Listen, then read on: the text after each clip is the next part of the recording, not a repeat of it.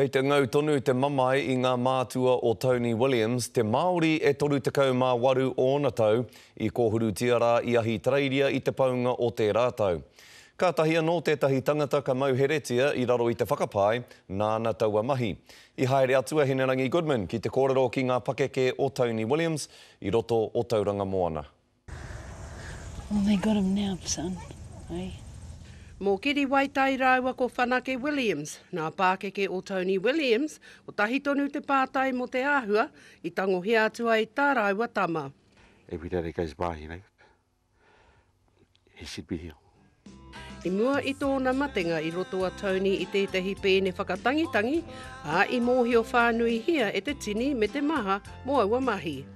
Hoi i rua rā i mua atu i te rā kirihi me te o te tau kua hipa, ka kitea nei tōna tūpāpaku mea hamahama ki tōna ūpoko.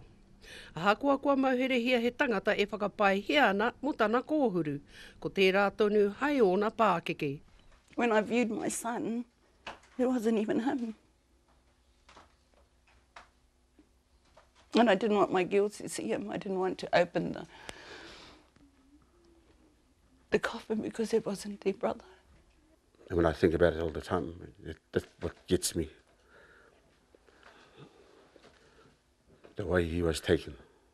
Ai roto i te whatumanawa o tāna whaia, he tini ngā maumaharatanga e kore e wareware hia. I mean, at the end of the day, it doesn't bring my son back. He's not going to walk in that door and say, "Hi, Mum." I ain't going to get that. I'm not going to touch his face. You know, feel the warmth.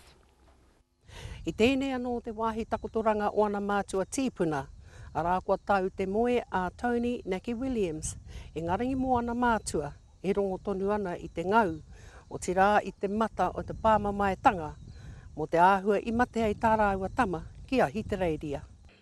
I tēnei wā kei roto i ngā ringa o te ture, te roa ngāke o tēnei take. Ko Hinerangi Goodman, mō te karere.